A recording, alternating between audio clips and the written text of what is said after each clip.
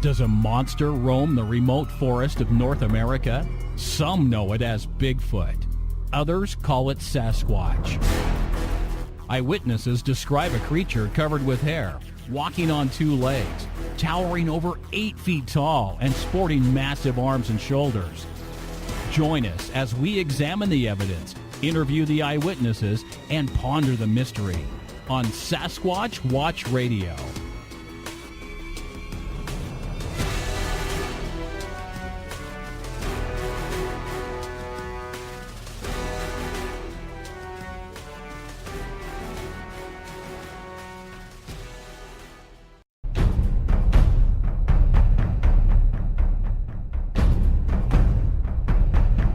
And now, here are your hosts for Sasquatch Watch Radio, Billy Willard and the Creature Seeker.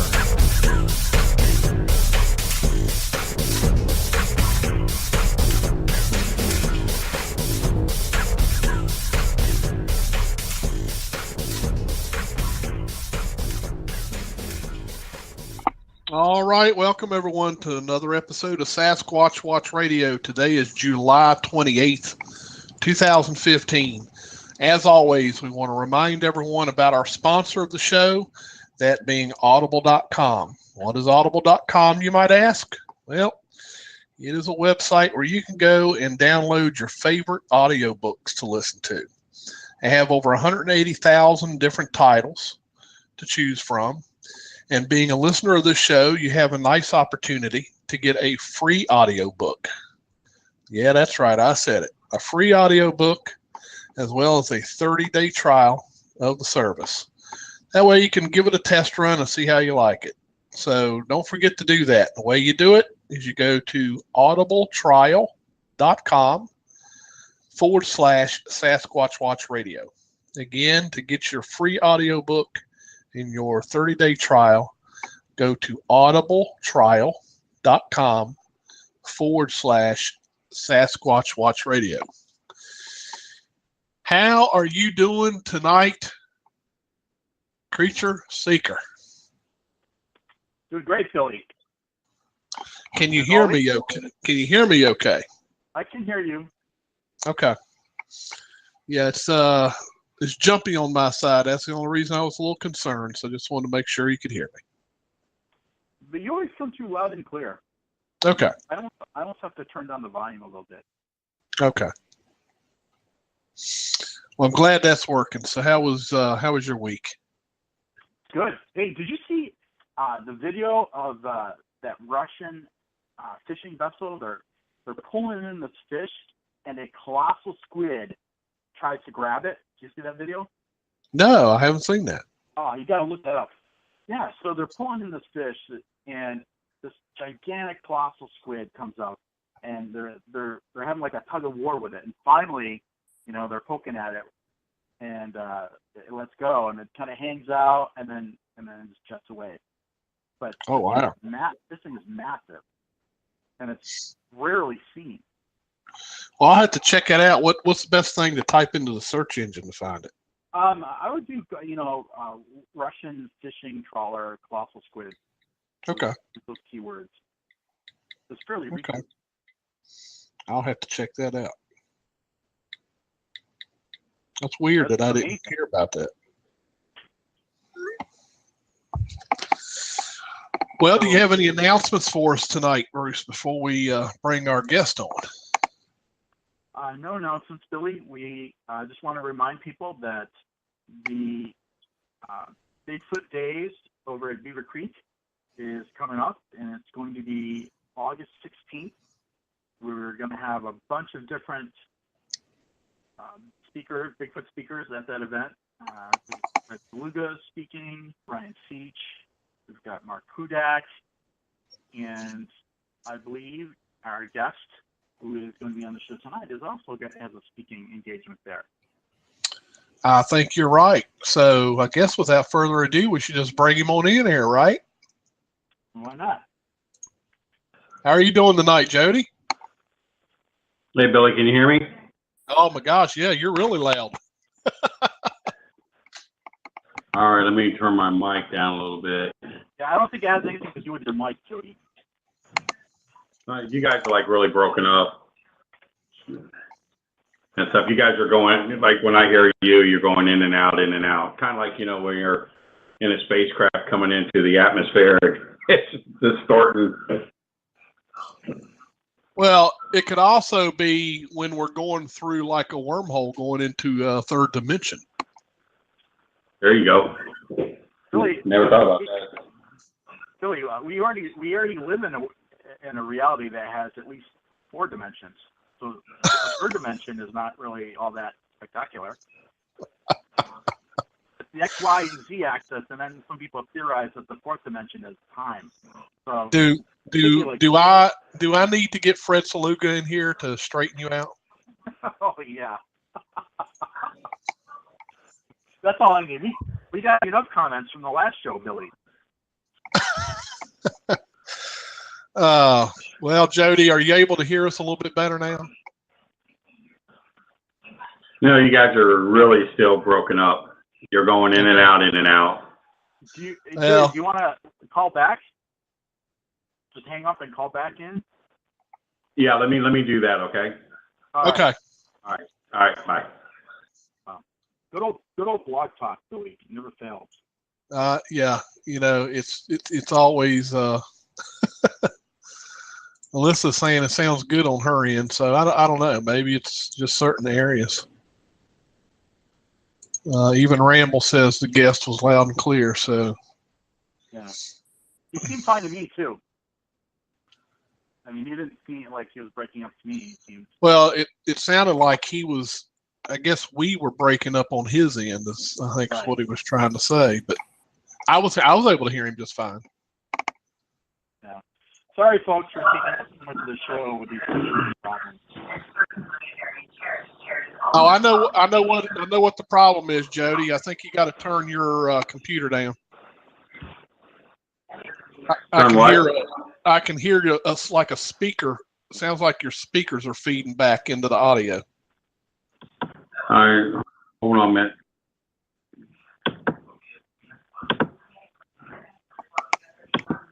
How's that? I can't tell if I'm still hearing something or if that's something in the background. Is that maybe the How's TV that? I hear in the background? Yeah, it might be the TV. I'll get the TV turned down a little bit. Okay. I can hear you loud and clear if you can hear me. Yeah, I can hear you better now. Okay. Billy, why are you even watching TV when you're on the show? I'm not watching TV. My wife is watching TV. Well, does she have to watch on the show when you're doing an interview? Say what? Does your wife have to watch TV while you're doing an interview? You want to tell her to she can't watch TV while I'm doing an interview? You hear her laughing? She's a redhead. Okay, you don't mess with redheads. They're fire. They call her the Red Dragon at work. So. Oh, nice. Hmm. All right. Well, moving on. So, Jody, you are speaking at the Beaver Creek event, are you not? Yes. Now, Yeah. how did you land that gig? Brian Seach asked me if I wanted to speak up there this year, and I told him, yeah.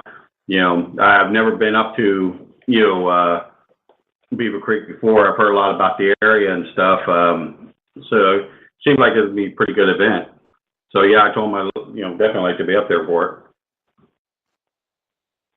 Well, it should be a really good event. So what have you been up to? Are you going to be talking about your research? What's that? Are you going to be talking about your research? Say that again. You broke up on me. You know, your Bigfoot research. Are you going to be speaking? Oh yeah, I'm going to be talking a little bit about that. A little bit about the some of the Dogman research that I've been doing. Got a couple of really good winged entity, cases. That I did some investigations on. I'm going to talk a little bit about that. So most of the stuff I'm going to be doing, like I said, is Bigfoot and the Dogman. Mostly Bigfoot, because I've been doing a lot more with that, than the Dogman stuff. Now, you've written several books on the Grassman. Can you refresh my memory what the titles are? Well, the first one back in '95 was with Bigfoot in Ohio, and then the second one was just a remake of a Bigfoot in Ohio, Encounters with the Grassman, and then I did Traces of the Grassman, which basically has a lot of information there about news articles, things that were on, either on TV or, newspapers, some of the investigation stuff that I did. The one, Legend of the Grassman, basically is more about Salt Fork. I talk about a lot of stuff about the ABS, a lot of stuff that they. Hello? Yeah, I think we lost Jody. Yep, he completely dropped off the soundboard. Maybe he was abducted. Yeah, that's what it was. It says up here on my soundboard caller, Jody Cook has dropped. He dropped. Yeah, so I wonder if maybe I don't know. Maybe it's okay. I think we've got you. I think we've got Jody back. Yeah. It just went dead. Okay. And stuff. But like I was saying, Legend of the Grassman is, like I said, basically the stuff that was going on up at Salt Fork, outside of Salt Fork. A lot of stuff dealing with the ABS, some of the stuff that they were doing up there. The investigation we did, at the time I was there. That was basically about that. And then I did the Beginner's Guide to Bigfoot Research, which is basically myself and a couple other researchers. I got input like, I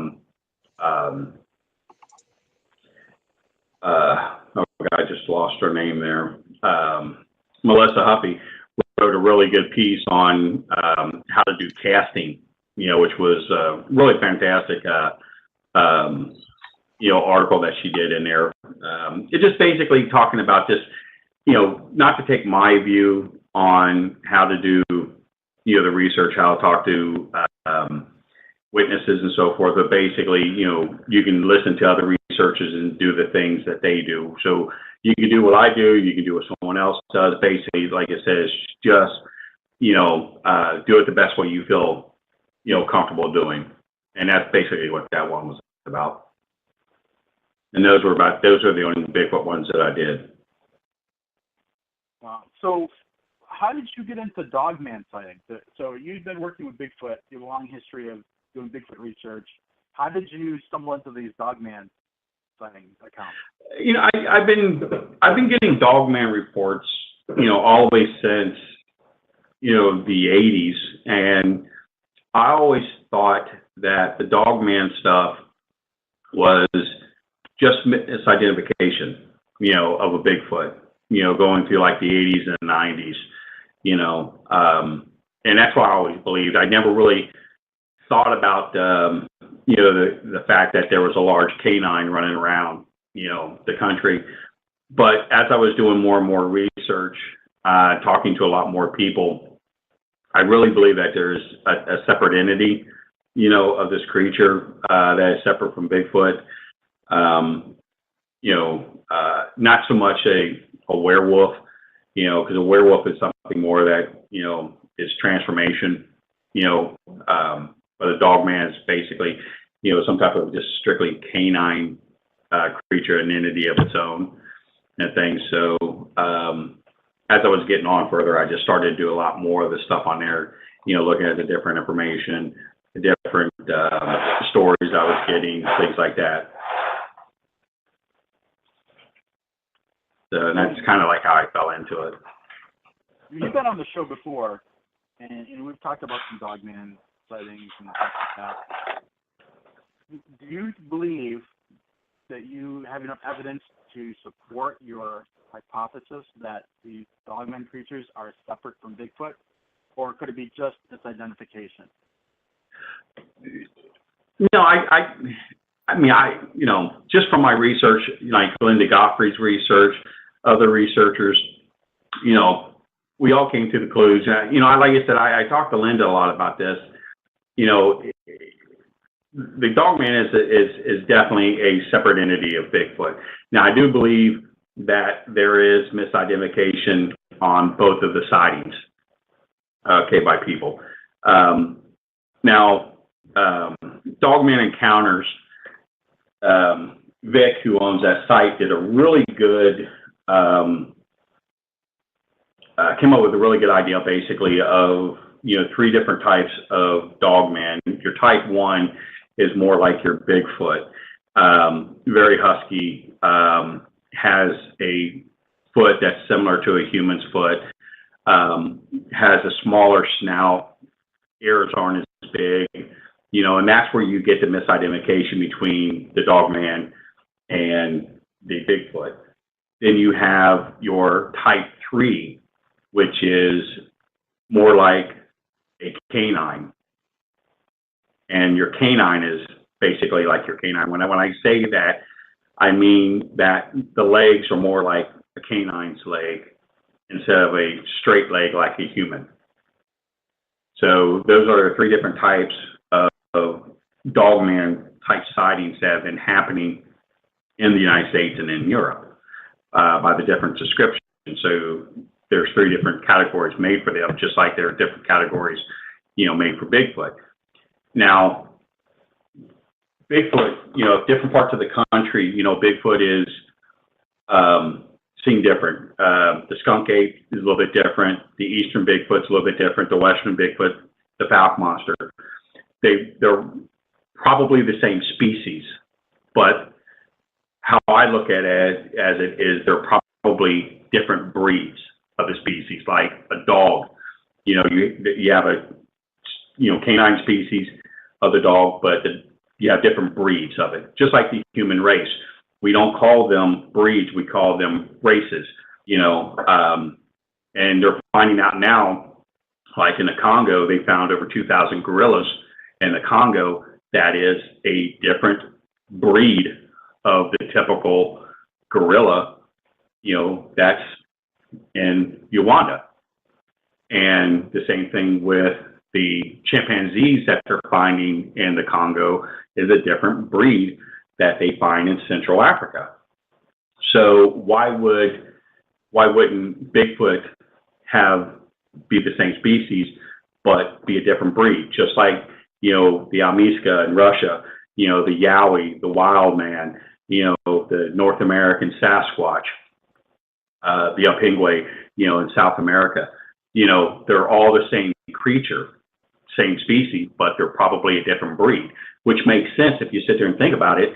If you look at North American Bigfoot and, Eastern and Western Bigfoot is about 6 or 7 feet. He's completely stocky. He's more aggressive.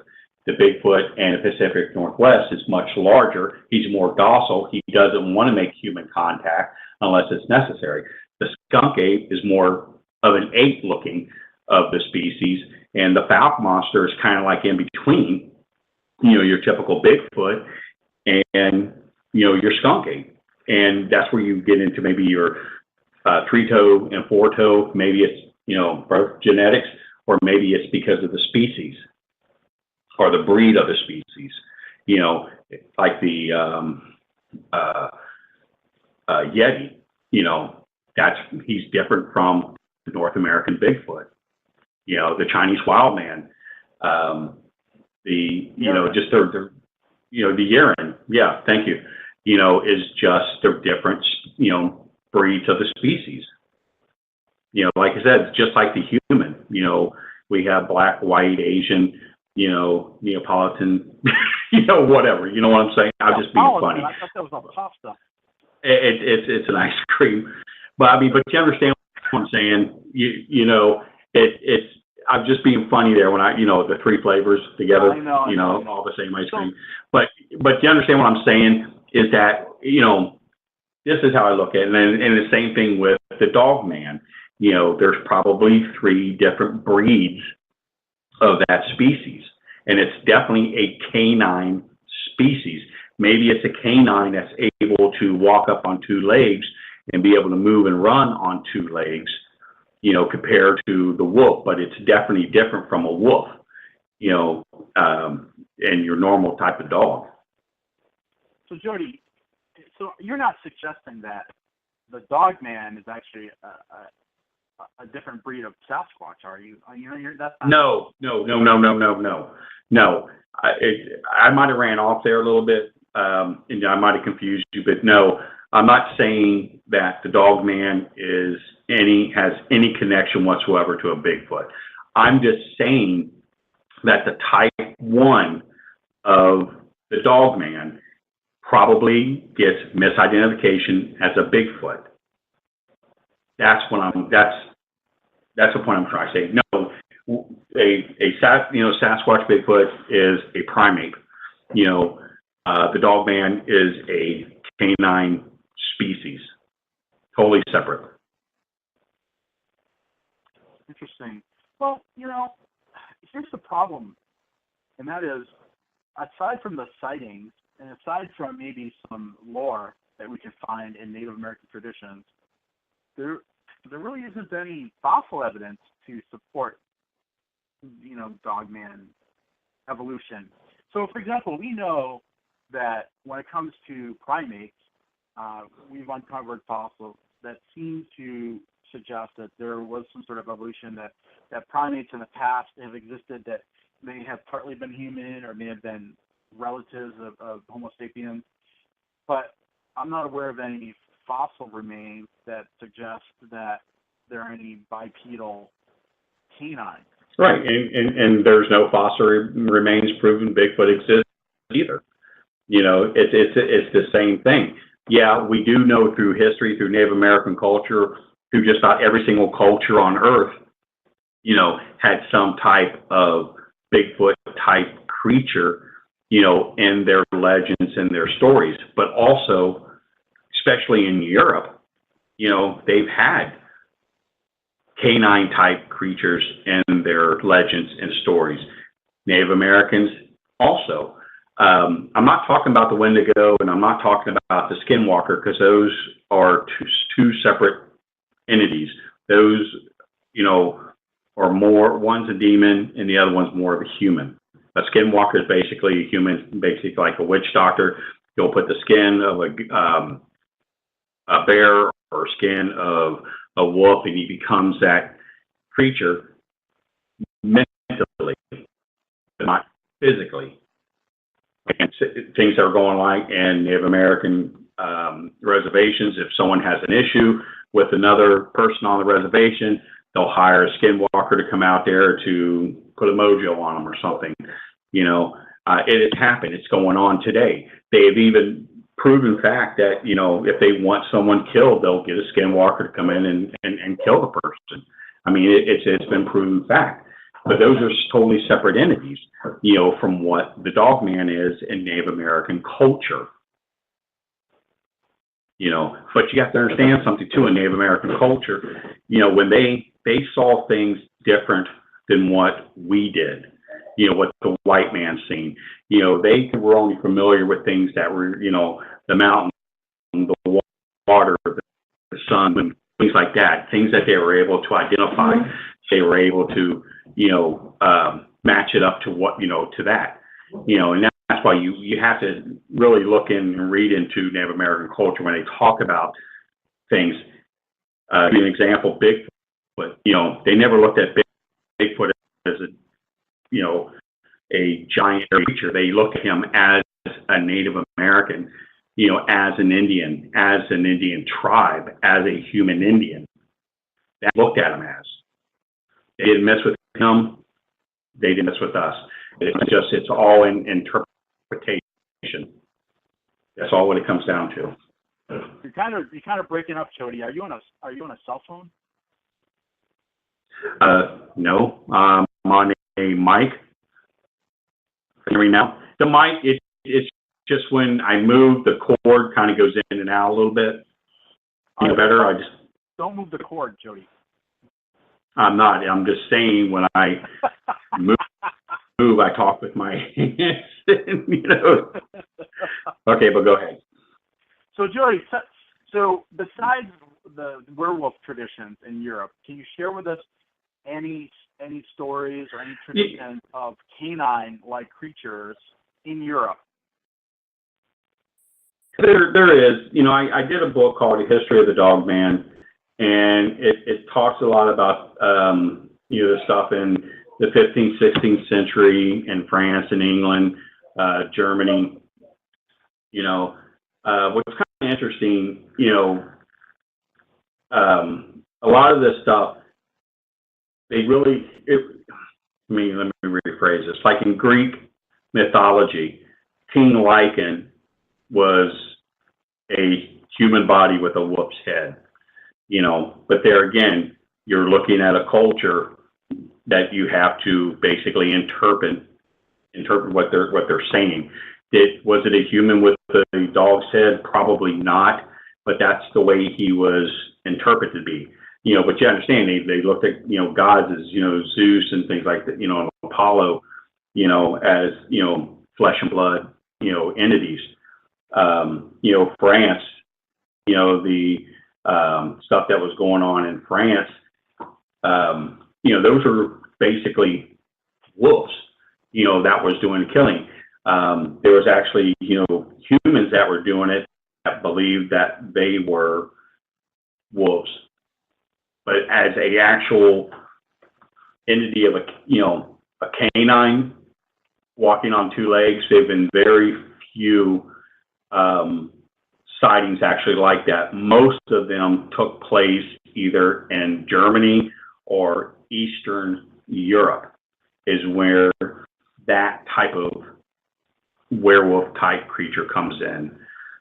There's a really good drawing, wood drawing from 1831 in Germany where there was an eyewitness of a werewolf type creature, and it's your typical Van Helsing style werewolf from like the movie Van Helsing. You know, very interesting. But like I said, it came from Germany in 1931 or 1831 rather. You know, so that you kind of have some of that stuff. You know, like that. But like I said, the stuff that was going on in France in the 1700s and 1800s. You know, most of those killings were proven to be a serial killer, not so much a actual werewolf or a, you know, so Canaan. when you say the stuff in France, are you talking about the Beast of Galodin? Yeah, about those incidences. Yeah, from the research that I've done, that a lot of those sightings and those killings were believed to be by humans that, well, they called them like serial killers, but they weren't serial killers, but they were people that actually believed that they were wolves, not actual, you know, a werewolf. You know, you understand what I'm saying? I don't. They weren't. They weren't werewolves in the sense that they were, you know, they were physically transformed into canine. They were just human beings who psychologically thought they were wolves. Psychologically, correct. I mean, you know, Franz Julian at the National Museum in Paris, they have a he was the taxidermist at the time, back in you know, the 1700s when all that stuff was going on. You know, they killed the wolf, very large wolf. He, you know, mounted it, and it's in the museum over there. And they said, okay, this was the wolf that was actually doing all the killings, you know, that was going on. You know, there was numerous sightings of a wolf-like creature that took place like in 1764. I believe there was one in 1765. There was another one again in 1767. But those were sightings of an actual wolf attacking people and killing people. And this wolf that they have in the museum, Natural History Museum in Paris, which is still there today, they believe that is the creature that was actually doing it. But you have to understand, at the time, that the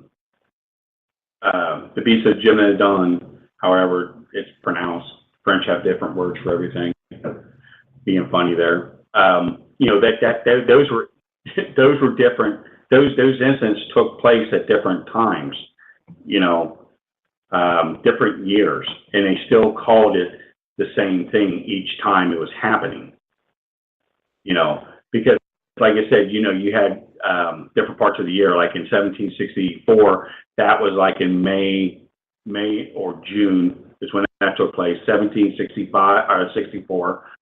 Again, there was another case that happened in October, and in September was in 65, and June again in 67.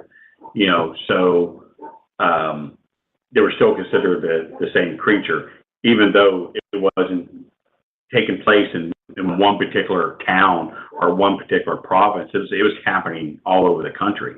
And I think when Ken Gerhard did his show called The Real Werewolf, I think they basically proved that, there was a wolf that was doing the killing, but there was also a majority of the killings were taking place by someone who mentally believed that he was a wolf. If that kind of answers your question. It does. Billy, do you have any questions for Jody? Well, Jody, it sounds like you have mostly been doing, I guess, your research mostly on the Dogman here as of late. Yeah, as late, I have. I've been putting, a lot of time, into that. I went to, like I said, a couple of different states doing, investigations and things like that. I haven't done the Bigfoot stuff probably within the last year. So the last year, I've been putting a lot of time into the Dogman stuff. More time than I probably should. Now, are you in the process, or are you planning on doing any other television appearances on either of the subjects? Actually, on the Dogman one, I'm going to be doing something with the History Channel. There was a individual from the History Channel who actually bought my Dogman book and contacted me, and thought it was a very good book, very, very interesting. He said, he didn't think there were that many sightings, across the country and things. So I'm going to talk with him, on doing a project, not a TV series or anything, but like a one-time type show, So, and that's the only thing right now. I was going to do something with Destination America, and they love the concept. I gave them a ton of information, ton of photographs, ton of drawings. Eyewitness reports, everything. They loved it, and they, would have meeting after meeting after meeting, and then they took it to the top person there, and they said they felt it was too scary to do of a show. And they said, well, if you're out, if you go out to the field, how are you going to protect yourself against these things?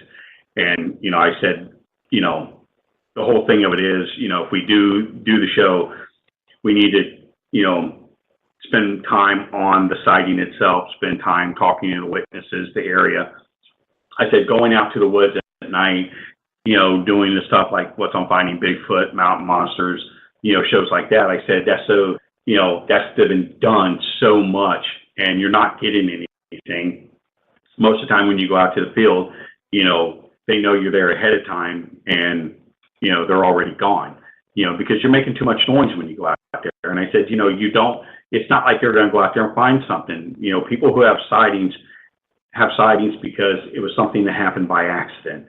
It's not something because they went out looking for it, And I said, we're not taking guns or anything like that because there's no need for it.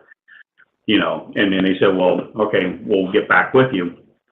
And their final decision was that they didn't want to do the show because it was too scary and legitimacy doesn't sell.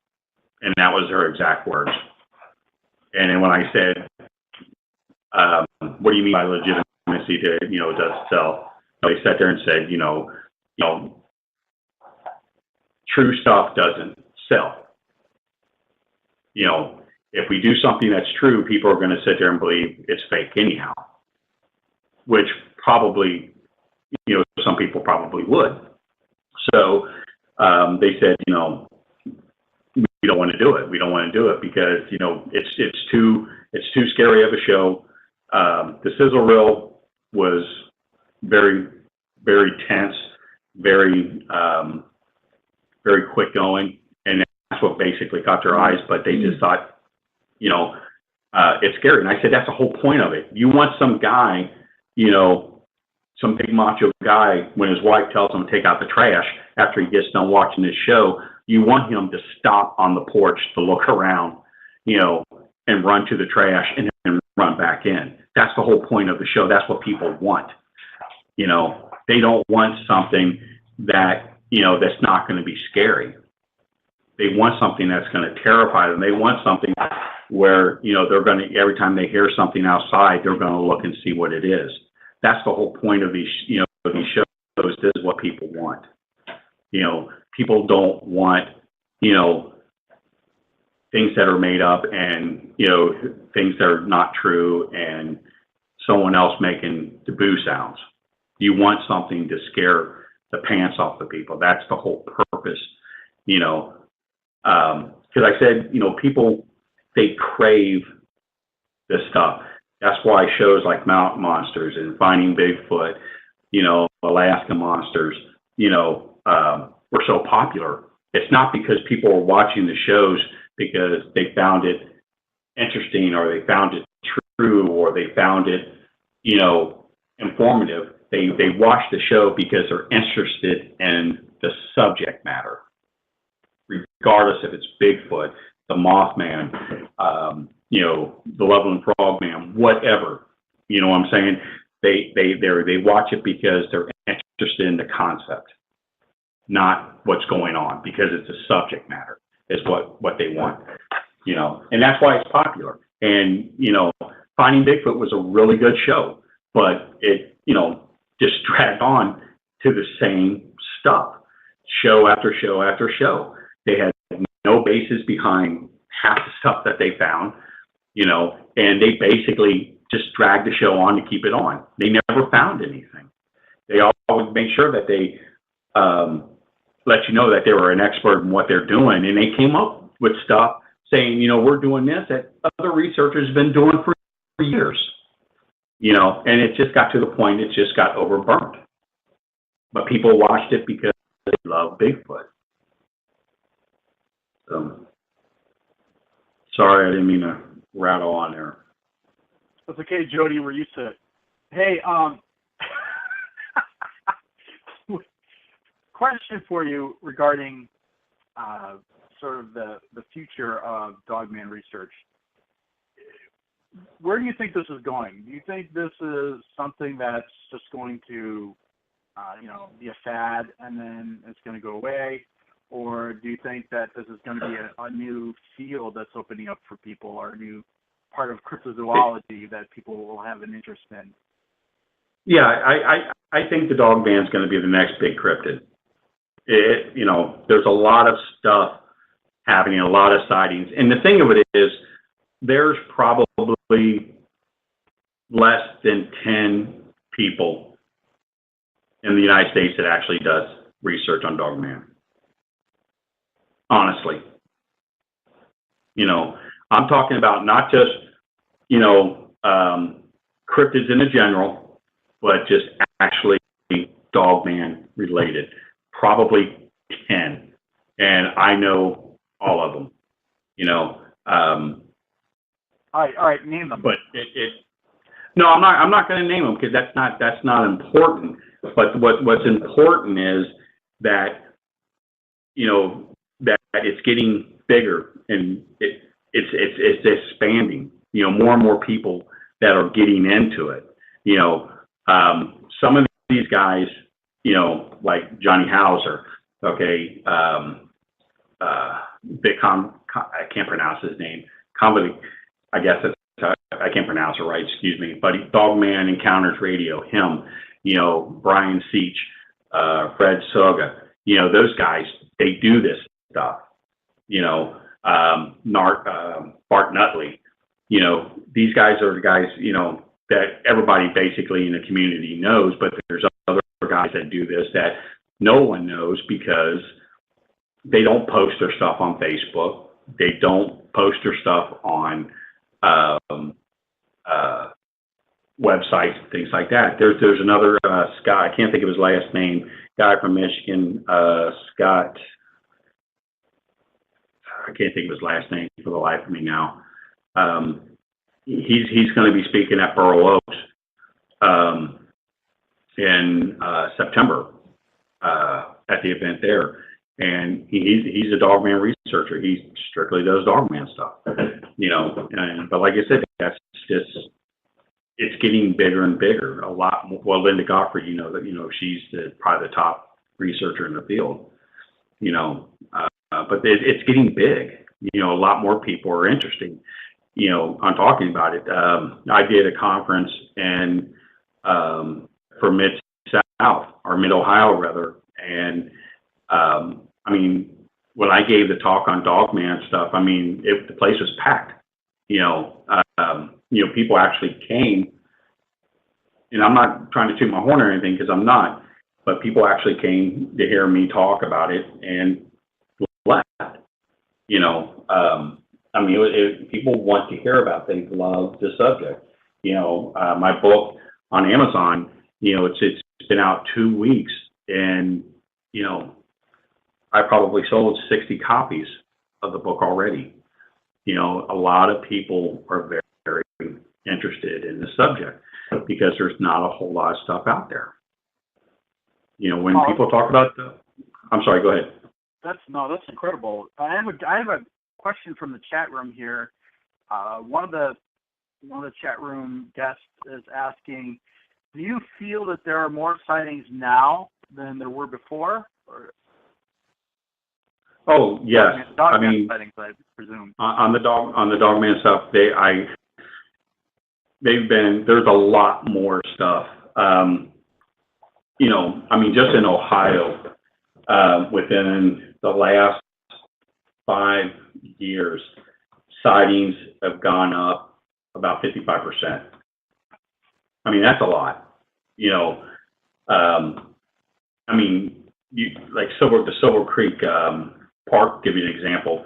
You know, the sightings that are taking place in that park it's always been in groups, and that's odd.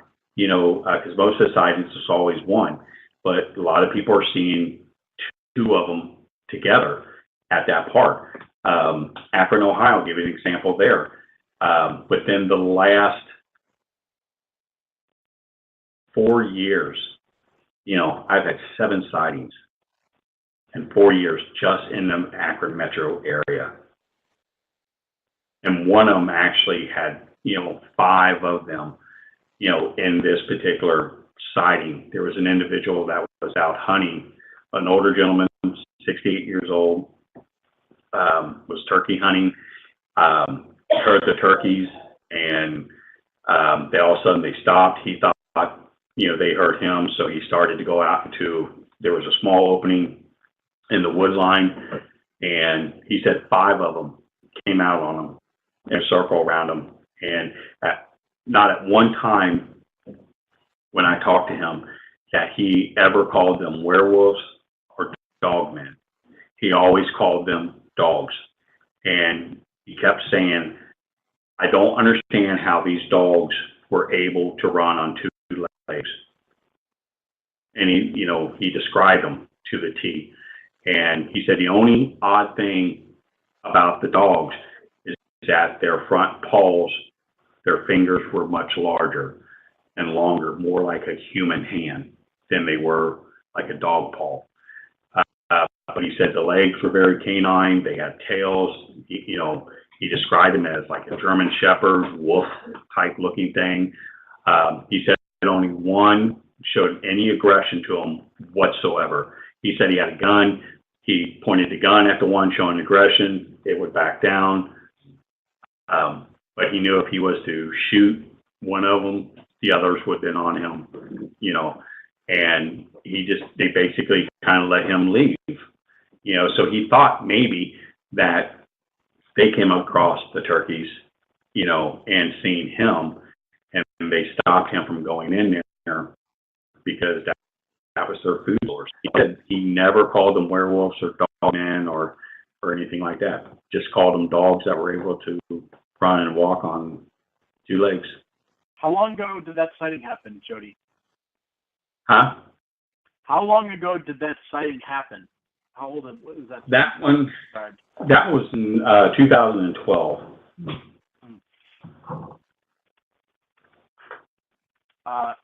We have another. Or I'm sorry, 2013. 2013. I'm sorry. We have another question in the chat room here, and this person's asking: are there any sightings in Ohio near urban areas? Meaning populated areas. Yeah. Yes, yeah. Akron, Akron's one. There's a Metro Park in Akron where, and I even talked to the people at this park, and they even said that they're aware of something in the park. It's just they don't like to talk about it. I talked to a park ranger that actually drew me a picture of his sighting, and this Metro Park sits next to a condominium complex, and these things would come out from the park, go up into where the condominiums are, and go through the dumpsters. And the people were seeing them, and they always thought they were dogs, going through the dumpsters. I've got drawings from eyewitnesses that almost hit these things as they were crossing out of the, Metro Park, going up into the condominium area. I've got photos of tracks. I've got hair samples that came out of that park. I even got to the point where I talked to the park. We were even going to go in for 2 nights, 2 full days, and do an investigation in there. They were going to have 2 armed officers. And at the last minute, when everybody's there to do the investigation, they called it off and completely won't even talk about it anymore. So yeah, Defiance, Ohio, that's another case that took place inside of a town. Norton, Ohio, that took place inside, of a residential, area. London, Ohio, that was another one. It was a rural area, where there were farms, a lot of farms in that area, where that one took place. Riley, Township, was another one. It was a rural area with a lot of farms in this community, and this thing was going in killing livestock. I've got pictures of the horses from what this thing attacked the horses, attacked the sheep. It killed, 2 ponies, literally ripped the head off of one of them. The corral, it tore the metal posting off of the corral. The farmer said, that there was large dog tracks that were in the corral. And when the ODNR showed up after the sheriff's department was there, sheriff's department called them, and the DNR came out there with a rake and raked the tracks up. But, even to this day, as of last week, he said that DNR is constantly on his property, going through his woods with guns, looking for something. Germantown, Ohio is another. This is a rural area. It's not that big of a town, but there's sightings going in there. There's cows missing. Adam Davies is another researcher I do a lot of stuff with. We found cows that were literally ripped apart. We found dogs, large dogs that were completely ripped apart and eaten. I've got a track. I was just up there a few weeks ago, and I got a track, a perfectly good track. There was 3 of them. And it was 9 inches long, 7 inches wide, claw marks, and I showed it to Linda. Linda goes, "It's a bear." Okay. There's black bear in Ohio, but there's no bears east of or west of Columbus, Ohio. That's been reported. So I showed it, the game warden here in Ohio, showed him, "Oh, it's a bear." And I said, "Okay, well, this is a black bear print that I got from northern Ohio up towards to the Toledo area." I showed him the comparisons. Even showed him the cast. He said if it was a bear, okay, this bear would be about 400 to 500 pounds. It would be the size of a grizzly. And he says, "I don't think this is a bear, because if there was a bear roaming Ohio, 400 to 500 pounds, as large as a grizzly bear, we would have known about it." And then he asked, "Well, where'd you find it?" I told him in Germantown, Ohio. He laughed, literally laughed. And he goes, "I bet you did." So they're aware of stuff that's going on up there, in Germantown. So, there's a lot. I mean, even in Wisconsin, even in, Michigan, there's a lot of stuff going on in rural areas. Hey, Bruce, we got a couple callers. You want to start taking some callers? Yeah, let's take some callers, Billy. Okay, the first caller is from the 540-320. You're on the air. Can you hear me, Billy? Yes, I can. Okay, Steve Willis. Hey, Steve. Hey. Talking about the dogman there, I just went back and reread a report that I did for the BFRO back in 2005. What happened in Wyoming County on a coal mine. A young fellow was driving along. He's a coal sampler. Driving along with a pickup truck full of sample bags in the back, eating his lunch as he just idled through the property. Saw a couple of deer, and no big deal there. Drives on a little farther, and he sees something that looks like a dead animal or something laying on the left side of the road, right at the edge of the trail. So he pulls up to it and he honks the horn to see if he can get a reaction out of it, and it stands up. And it looks at him, and it's a Sasquatch. Well, it claps its hands twice and takes off to the left and heads toward a drainage structure that was part of an abandoned mine that was in the same area. And as he's watching that, he sees movement on the right side of him, and he looks, and just as he looks to the front, this larger, hairier animal is passing in front of the vehicle. The first one had a flat face. The second one had a protruding nose, and he said it had very dog-like features about its face. And so there you have one that resembles a dog, and one is the traditional Sasquatch that were traveling together, that this one person saw while he was at work. That's interesting, Steve. That's interesting. Jody, have we heard of Dogman and Bigfoot sightings occurring together like that? I've only heard of one, sighting where it took place, where there was, a Dogman and a Bigfoot, and basically the sighting is, they both came upon each other. The guy saw the Bigfoot first, on this particular, and it was from, a safe distance. He don't believe that the Bigfoot saw him. He was up on a ridge line. It was a little bit further down on the ridge line. He was, basically upwind from it. And he said that he saw something on all fours coming in, which he thought was a large dog. And he said it stood up, and they both kind of like looked at each other, made grunts, found stuff. And they passed each other. You know, that was the only story I have ever gotten. I know Linda has gotten stories of both together, especially in high profiled areas where dogman sightings are taking place.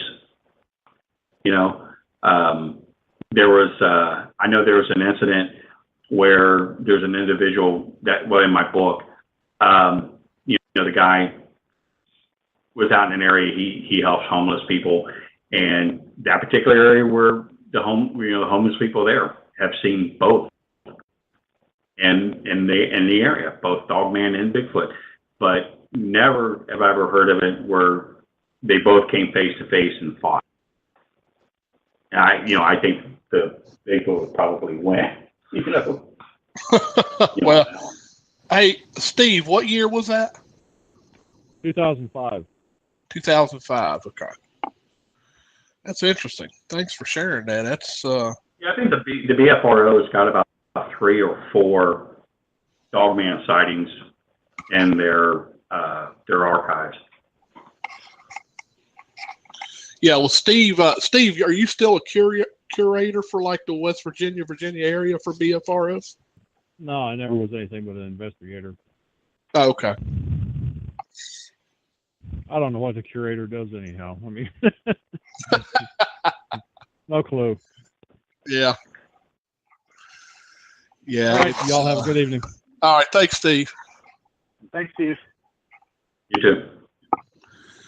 All right. And let's see. We have another caller from I know who this is. It's Brian Seach. How you doing, Brian? How you doing, gentlemen? Hey, Good. Brian. Just want to shout out to my bud Jody. We're looking forward to him coming up to Beaver Creek here in about 3 weeks. Are you there? Yeah. I just wanted this is a shout out to my buddy Jody. I We're can looking. hear you now. Yeah, we're Brian. looking forward to you. We're looking forward to you coming up to Beaver Creek. Yeah, it was funny because, there's 2 Beaver Creeks in Ohio, and I thought it was Beaver Creek, Ohio, and not Beaver Creek State Park. I was like, oh, yeah, I can go home at night from this one. Well, you'll be camping with us, so I'm looking forward to you and Bruce's little campfire chats. I know. Bruce is going to be. I didn't know Bruce They was usually going to be there. They usually end up with Jody, like walking out. What's that? I hope you're still coming, Jody.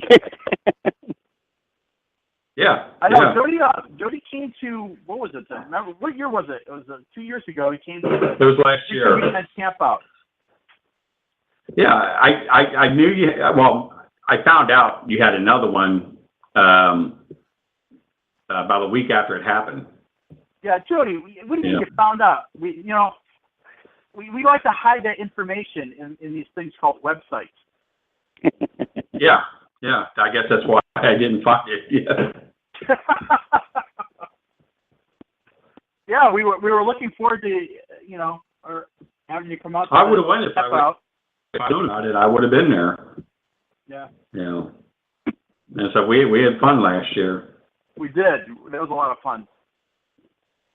Yeah. Yeah, I just like to say too. I like to say too that thanks to like Jody's work and then the Godfrey's work, our group, Center for Cryptozoological Studies, we research the Dogman also. It's good that there are still some researchers out there that take this seriously. Well, Brian, didn't you do some research out at Shenango Valley, the Shenango Valley Dog Boy? Yes, and there was also the Shenango Valley werewolf, which happened in the 90s. So there was a creature there that resembled a large upright walking wolf, seen by several residents of the Shenango area. So I think that was pretty significant for that area. Yeah, it was. We think that there's a lot more reports, seeing things that have happened, but people don't want to talk. Fred and I have a presentation up there in October, and the last time we had a presentation up there, we had about 116 people jammed in a library. So it was the best the best that they ever had as far as an event. So we're looking forward to this year's too. Yeah, it should be a really, really fun event. Yeah, I meant to get a hold of you, Brian, because I got another sighting in Wisconsin that was very similar to the dog boy, which they called the wolf boy. You know, yeah, which is kind of it was kind of basically the same story. You know, I thought it was interesting. I'm gonna have to send that to you because it was, because it's kind of, I mean, it reminded me when I was reading it reminded me a lot like the Shenango Valley werewolf. Well, as far as the dog boy, we did kind of recently stumble across something when we were up in Erie, Pennsylvania, on Lake Erie actually. We had our drawing of the Shenango Valley dog boy out, and an eyewitness came and says, "Well, we saw this thing. It was called the Erie Wolf Boy. It was in a house on Peach Street." And the guy said, "This creature, this boy was a boy, but they believe that it had maybe hypertrichosis and it had maybe some mental issues. They actually kept it in a basement, and there were bars on the windows and like a red light. And this boy was like really couldn't go out and like in the sunlight. He had to have a red light on. And this was apparently, I went on a website up in Erie, and a lot of people had seen this. So we're thinking now that the time period when Margie first saw it, the original eyewitness was in '55. Well, this gentleman saw it in 1966. Now, where Shenango Valley is, and Erie's only about a little over an hour away, so it's possible that this boy, who we believe now was a boy, moved up to Erie and ends up living in Erie. So it's pretty significant. Yeah, it was definitely an interesting story. I love when Mysteries and Monsters did it. They made him look like the Wolfman. Yeah, that was with the white shirt and vest on. God. Yeah, it was a very even the eyewitness wasn't very happy with the way it was done. It was kind of patched together, and it wasn't exactly what she saw. So, just like you, Jody, if you interview for like an hour and a half for a show, and they might only put you on for 10 seconds, and it was, it wasn't even about really, what they said. I mean, I gave a lot of good information that the group found out about the dog boy, and all they used is one little 15-second clip that I said that it was from a cult, which that was always a rumor up there. Now, that was true. It was a rumor that this thing was summoned by, how urban legends go, it was summoned by a cult up there. But, they didn't put on that we thought it might have been just a boy with hypertrichosis, but I guess they don't want to hear that. They want to hear that it was summoned by a cult, I guess. No, I mean, Brian will tell you, when it comes to cryptids, you have your basic, Dogman, Bigfoot, Mothman, lake monsters and things like that. Those are, the prime of cryptozoology when it comes to sightings of cryptid creatures, but you have other researchers that, do research on a lot of cryptids that really don't have any, I hate to use the word, don't have any basis to it, centaurs and, fairies, gargoyles. Well, gargoyles, it goes in with your Mothman, but, just gnomes. I know people that do this stuff. They get reports and, they, go looking for them, water babies and things. And, well, water babies and they have basis to them. But, there's some people that are hardcore on, going investigating on something that's only been sighted one time. Mm-hmm. And that's why I was talking about the Dogman. It's going to be the next big cryptid. It's going to be the next popular cryptid. I mean, more and more people are coming out with, talking about their sightings. And I think, and Brian could probably back me up on this, from the last 10 years, I think sightings have gone up dramatically, if not doubled. There's a lot more stuff that's coming out. And, you know, it's not necessarily here in the state. There's a lot of stuff going on up in Canada, you know, with a large amount of dogman sightings up there. I agree, buddy. And that's been part of their culture for years. They even have a postage stamp, you know, of a werewolf. You know, that's part of their culture. But, you know, to kind of clarify something too, so people aren't getting confused. I mean, you know, a dogman is its own species. A werewolf is someone who can transform into a wolf. That's where were comes in, meaning, you know, human and stuff. But when people see these things, that's all they can sit there and put their mind to is werewolf. You know, like I wrote the you know, Ohio DNR along with the U.S. Forestry Service, you know, about information on, you know, these creatures, and it's like, oh, we don't have anything. No, we have nothing. And I know that's a lie. You know, it's the same thing with the line they give it a Bigfoot. You know, I know people that actually talk to, you know, state personnel and gave them, you know, their story report down, you know, and I guess it's how the officer interprets it when he writes the report, you know. But one thing I did find out, which I thought was really interesting, was the DNR guy that I was talking to, you know, kind of opened up a little bit and was you know, telling me some of the stuff that, you know, he knew of and things. And the code word, and basically not so much Ohio, but within the country because of, you know, with U.S.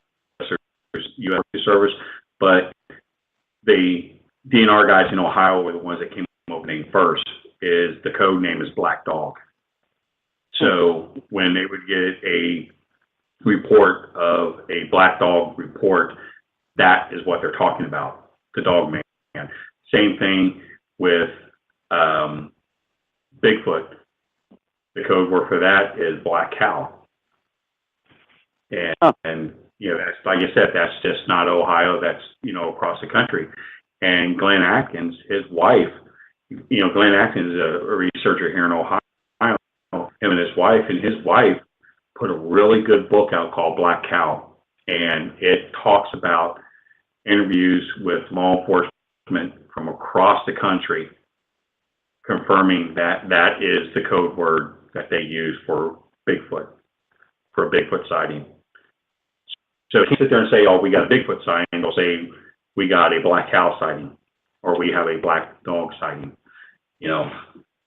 So I thought that was kind of interesting. So, you know, everybody's aware of it.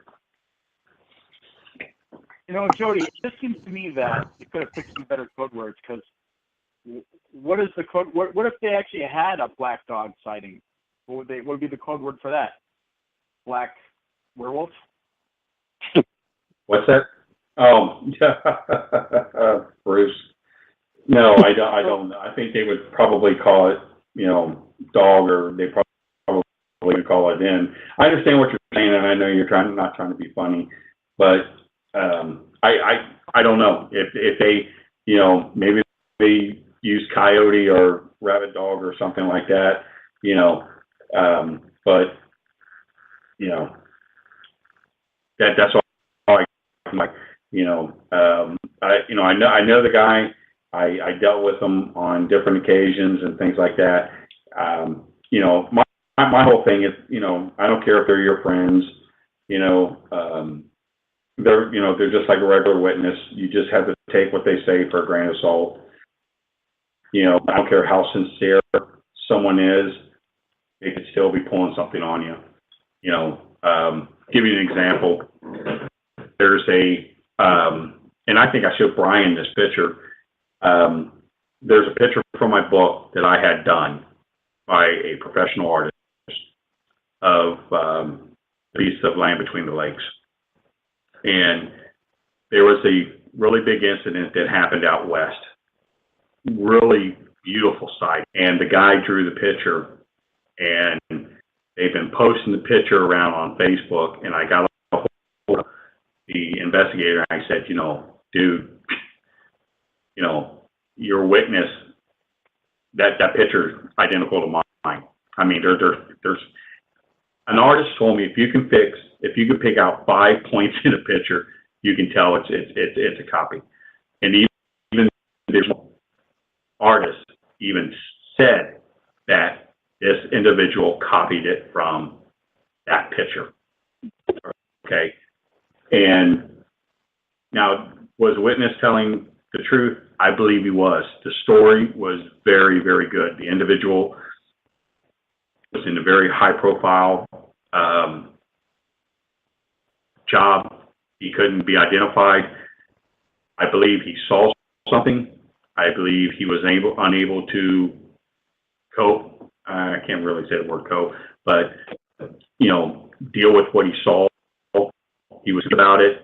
He probably went home, got on the internet, looked, sightings up of werewolves, dogs, or whatever, and that picture showed up. And he said, that is exactly what I saw.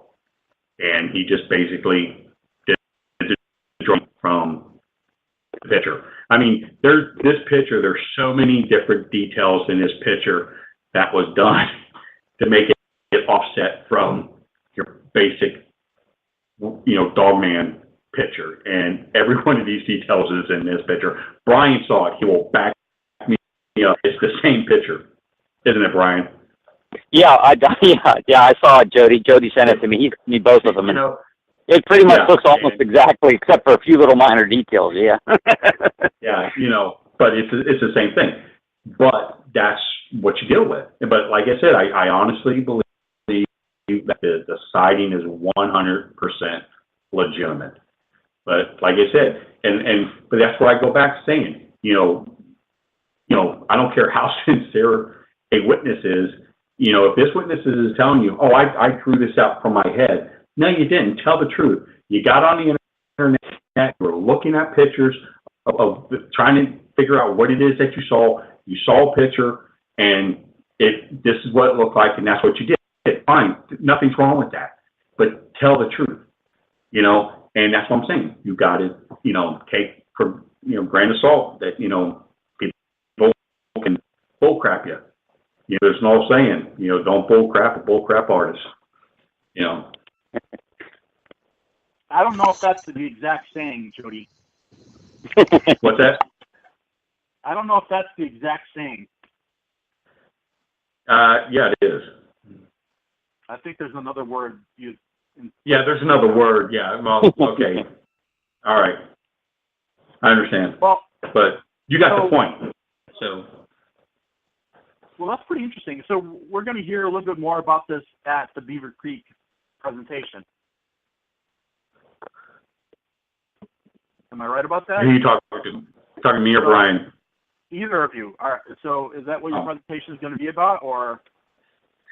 Mine is going to be a lot about Dogman sightings in Ohio. I am going to have some Bigfoot stuff because I've gotten some things just recently. The thing of it is, I don't post stuff on Facebook. Okay, I don't like to post stuff on Facebook because you're asking for trouble. I mean, honestly, it's fine getting people's opinions, but you're all that 1, 2, 3, 4 knuckleheads out there that's going to be stupid, about things. So it's really not worth it, But I've gotten some Bigfoot stuff just recently, and I talked to other researchers about it and things like that for confirmation. But that's what I'm going to be talking about. Brian. Well, Jody, is this policy about not posting stuff on Facebook? Is that a new policy? Because I seem to recall how you posted something on the Creature Weekend Facebook where you're trashing me. So I was trashing. Oh no! That was voicing my opinion, which is not which is not research. Okay, research is different. But right. I was voicing my opinion, but I was still showing respect for you as a researcher and as a individual. But I was voicing my opinion. You are so full What? of crap because you actually said in your post, "I have lost all respect for you." That's what you said in your post. No. You see, you no, I lost in your conference, not you as an individual. Okay. Now, All right, here's the thing. No. You brought it up. We're going to talk about it. Okay. What you do with your conference is a noble thing. You raise money for, people in need, which is a noble thing. Okay. But my point was what I'm saying is, there's a lot of other, and I'm not saying myself, I'm talking about there's a lot of other guys out there that are legitimate, passionate researchers. Those are the people you should have. And that, like I said, that was my opinion, but it's your conference. You have the right to do with any way you want. And I need to respect that. But that was my point I was trying to put across. All right. Well, next time you could probably do it a little bit more tactfully. Well, you know what? I think when Melissa attacked me, I think that's when I went off. She was right to do that. Yeah, she was. She was totally right. But she came back and said, hey, we got to straighten out. So it was cool. Now, Jody, so you're much like Fred Sluga. I don't know what it is, but I actually enjoy talking to you. That's because I think I'm a masochist. But we can have a conversation, we can disagree, and we can just, it won't ruin our friendship. So. But it's so fun having these arguments with you. It is fun, It is. Well, just think, guys. Hey, guys, just think it'll be you, it'll be Bruce, Fred, and Jody all together, like the Three Musketeers. Well, Brian, if you recall, at the Creature Weekend campout 2 years ago, it was Fred Sluga and Jody Cook ganging up on me at the campfire because I was buying the interdimensional crap.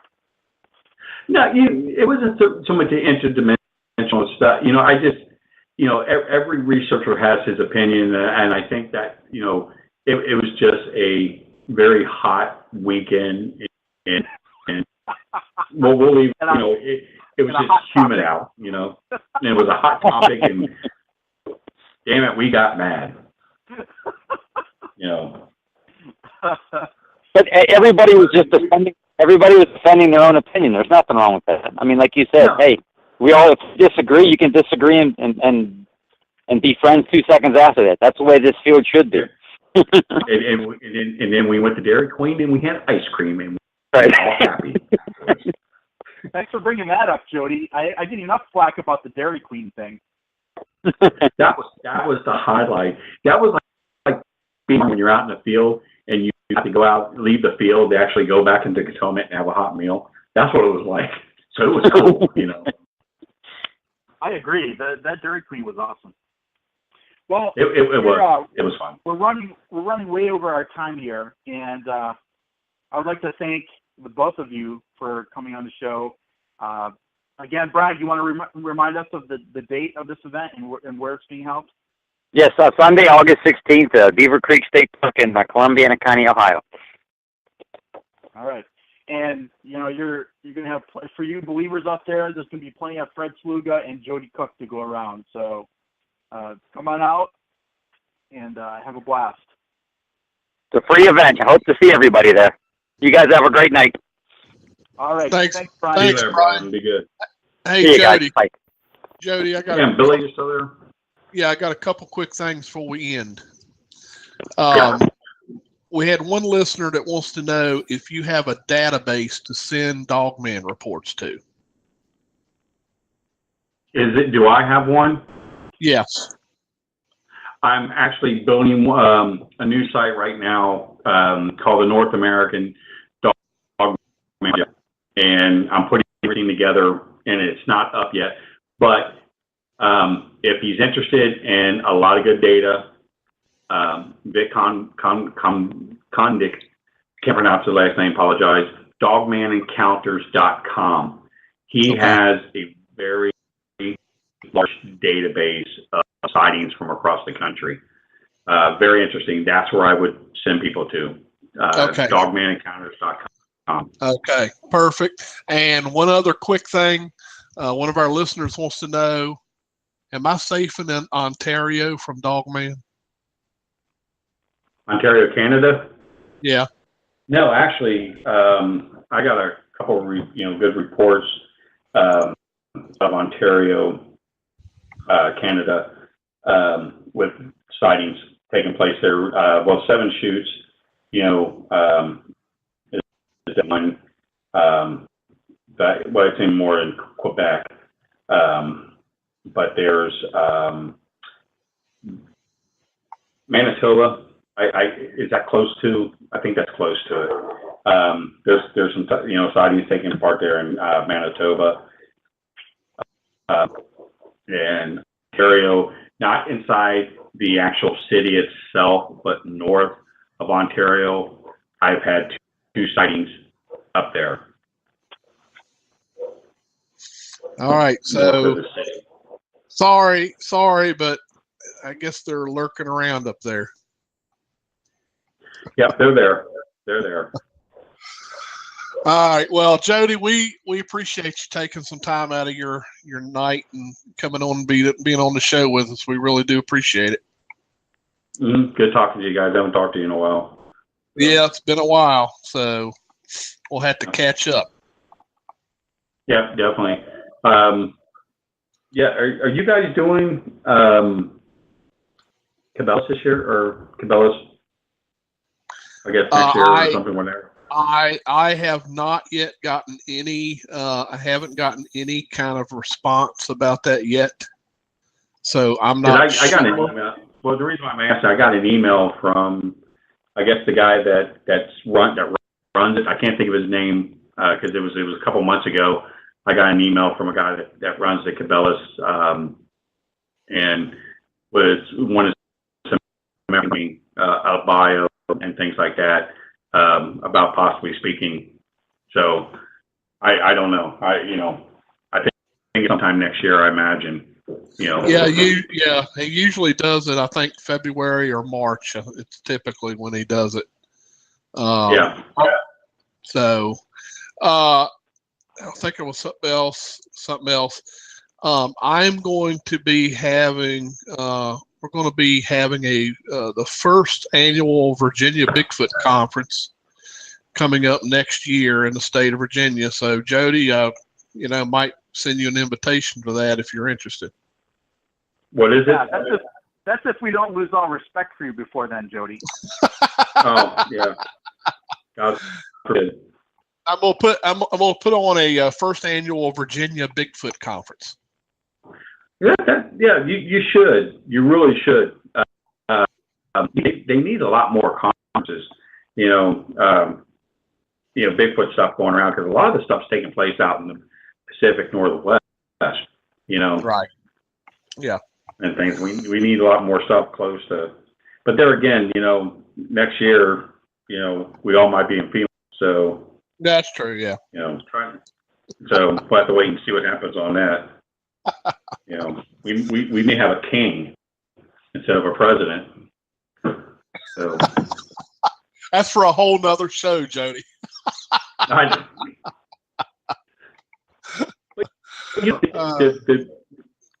get on the subject about our king, he actually believes in paranormal and Bigfoot, and the government actually does have grants that you can apply for Bigfoot research. Oh, I've seen people try it. Yeah. It's 35 pages long to fill out, but there is money out there for Bigfoot research, and because the president believes in it, he believes in the subject. Yeah. Yeah. So that's kudos for him on that one. No, I don't give him kudos for nothing, but that's for a whole nother story. Yeah. All right. Well, Jody, we appreciate you being on the show. We've only got a few more minutes left, so thank you so much. Go ahead. And all right, buddy. take it You easy. guys have a good one. Yep. All right, take care. Have a good one. All right, bye. Bye. All right, Bruce. That wraps up another show. A little bit of sad news, maybe for some of our listeners, but we have decided to take a couple weeks off.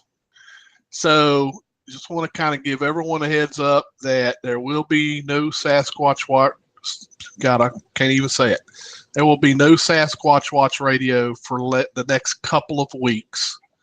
No major reason for that other than the fact that I am really backed up at my work and got to get some things caught up. So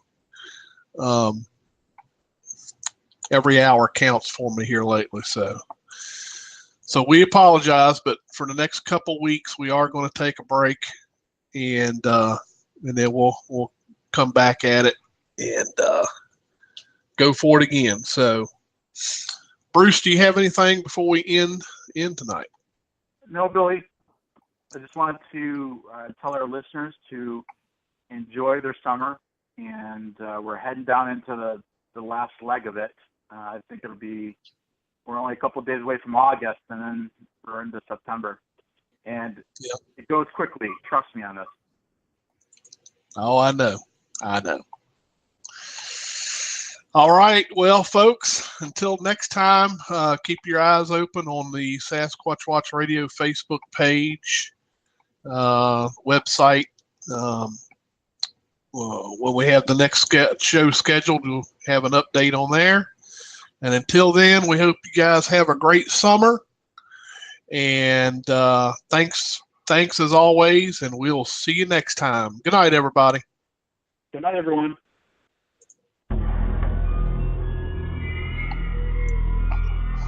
Thank you for listening to Sasquatch Watch Radio. We appreciate every one of our listeners. We hope you enjoyed our program. Don't forget to tune in again next week for another fun and informative